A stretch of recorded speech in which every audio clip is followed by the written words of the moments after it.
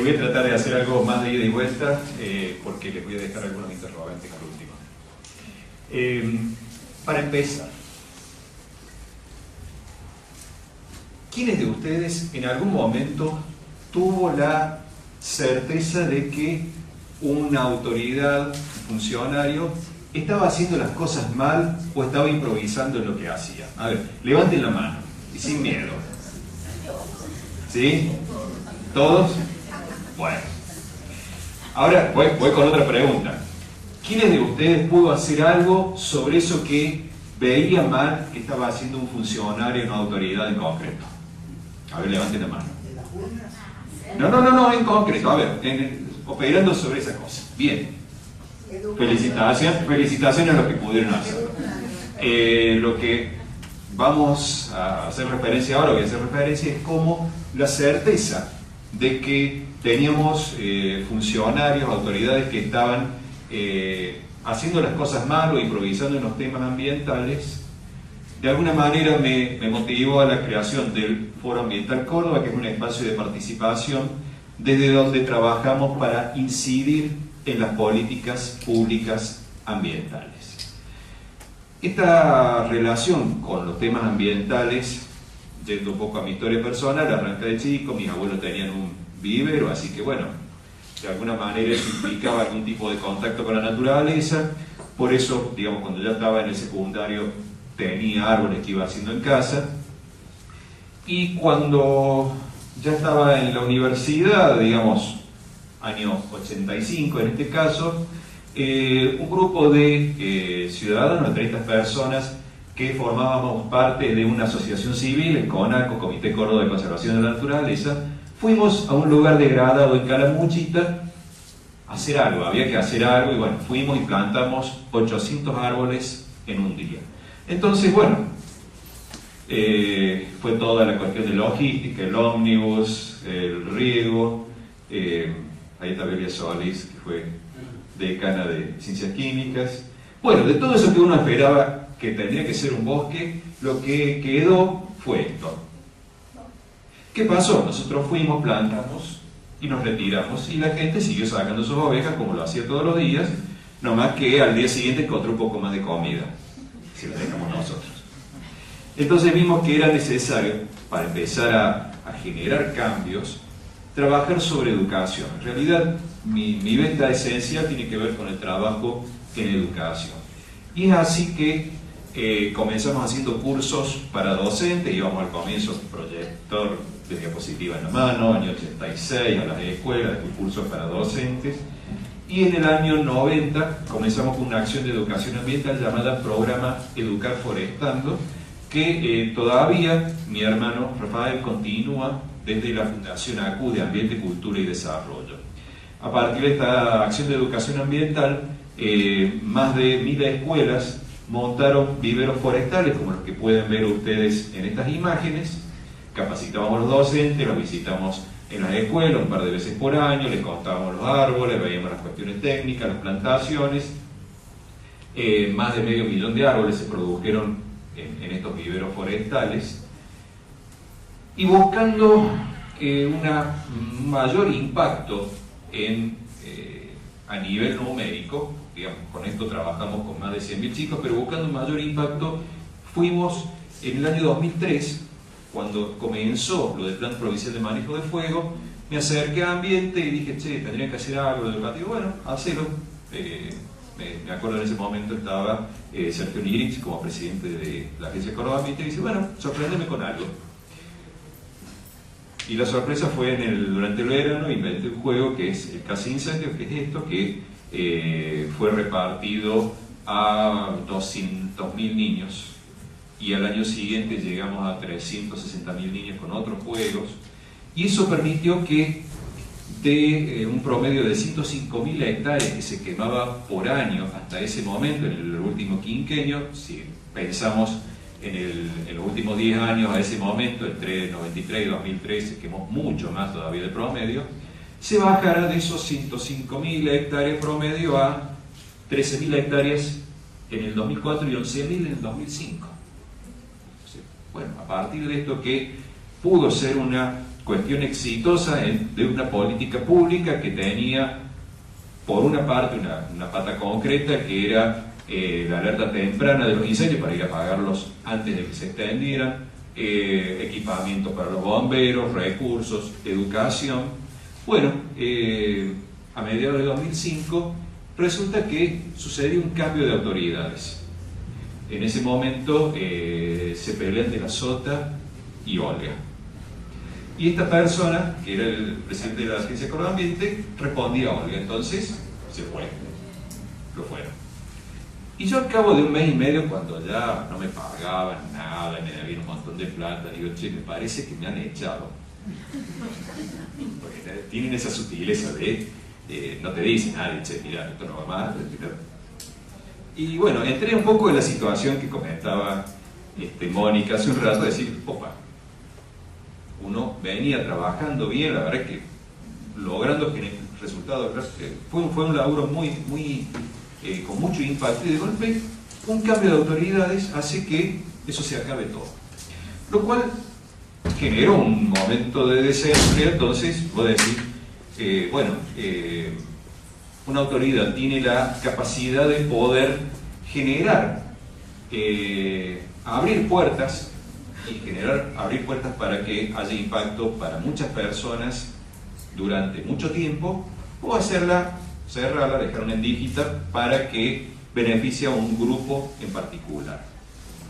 La otra cosa que también fui viendo a lo largo del tiempo es que a veces los funcionarios relacionados con ambiente que iban poniendo, es como que alcanzaban con que, no sé, supieran crear un potum en la casa.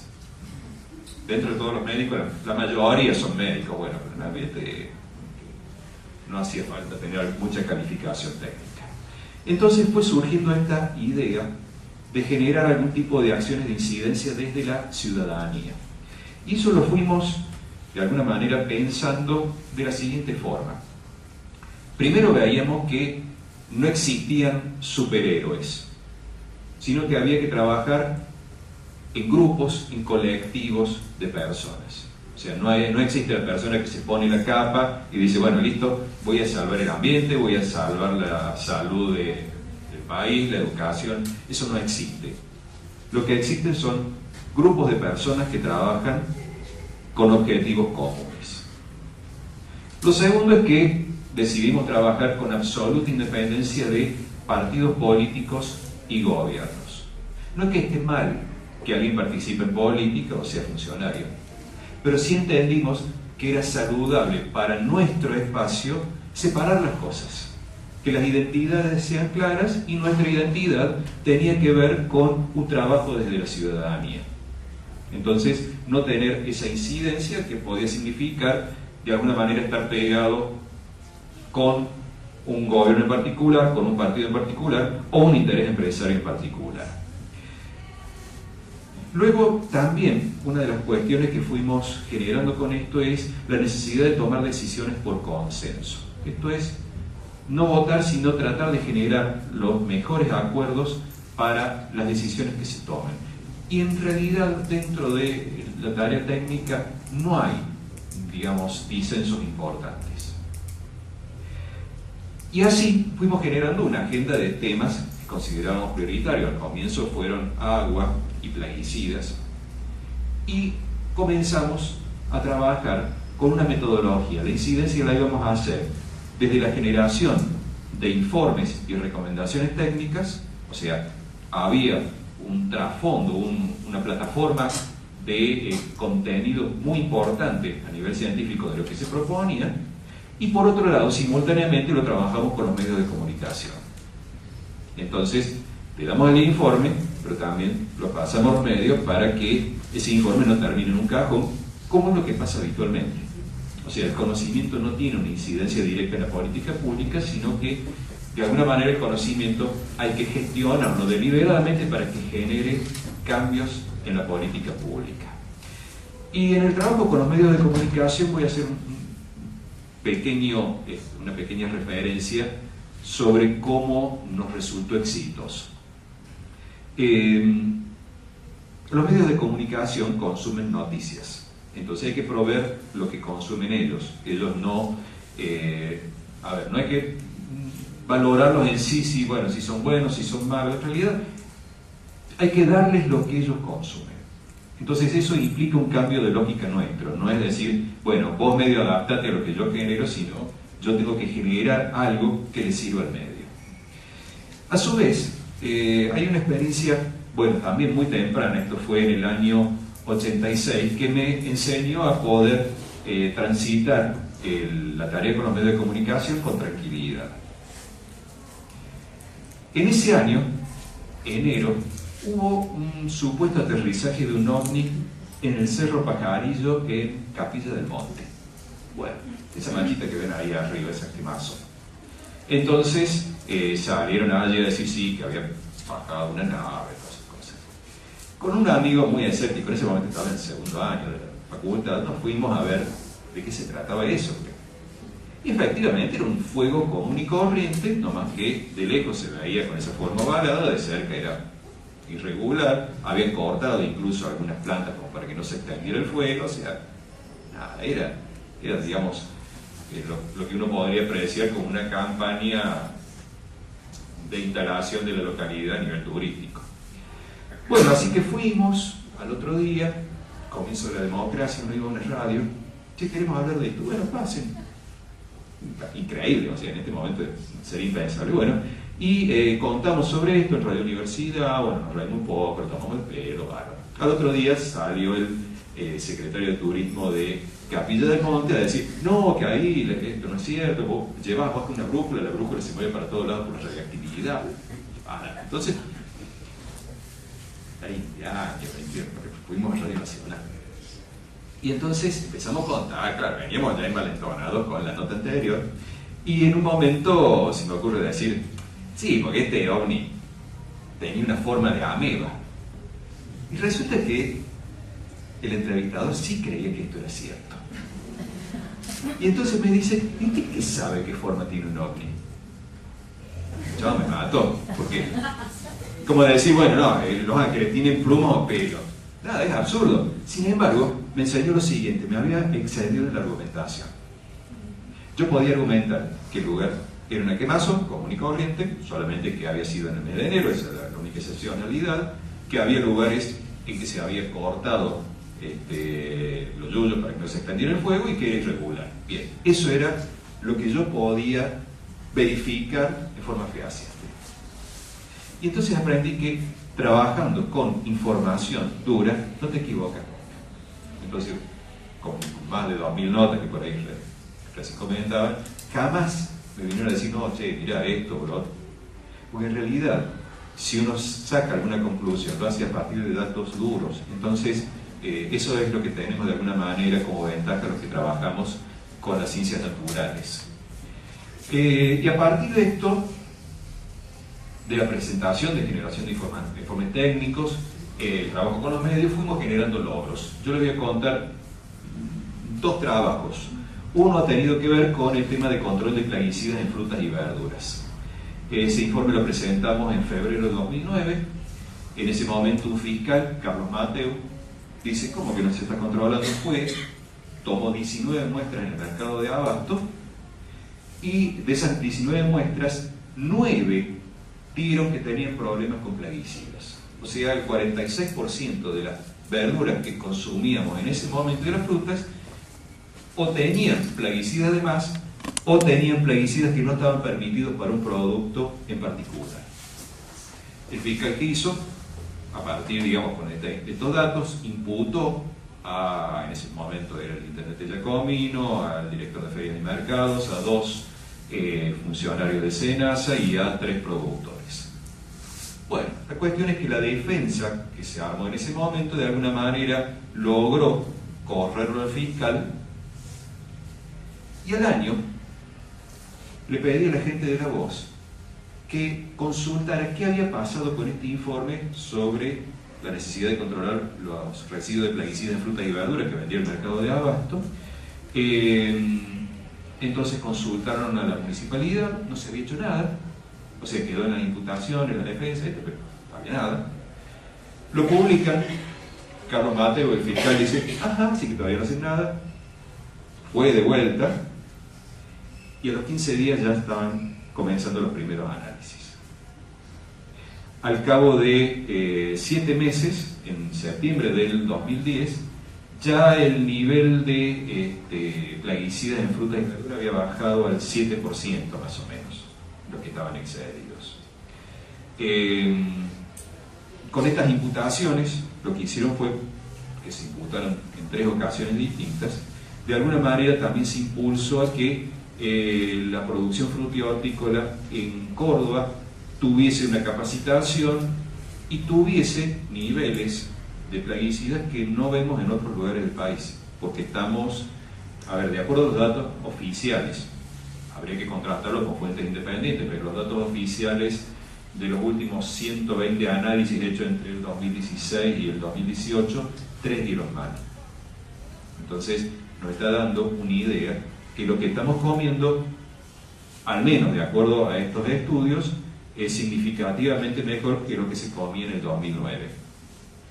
Y el tema es que los plaguicidas están relacionados con algunos estudios epidemiológicos con enfermedades de largos periodos de latencia, la baja dosis de plaguicidas a lo largo del tiempo.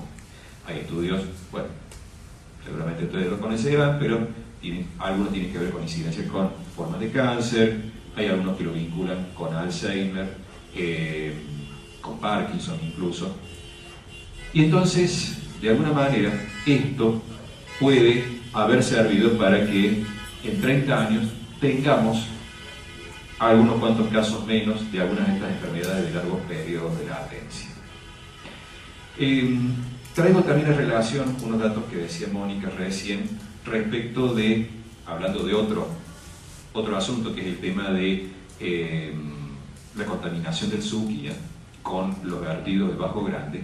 Mónica mencionaba este informe que preveía que para el año 2050 la principal causa de mortandad iba a estar relacionada con la resistencia a antibióticos. Bueno, nosotros venimos trabajando con el tema del Suquía y desbordes cloacales desde el año 2006. Ahí hicimos el primer informe, tratamos de instalar el tema, logramos una ordenanza que para monitorear y control del río, de la cual la verdad es que la incidencia es poco y nada en la realidad. Así que vimos que la vía entonces ya no eran los medios de comunicación, sino que tenía que ver con la justicia.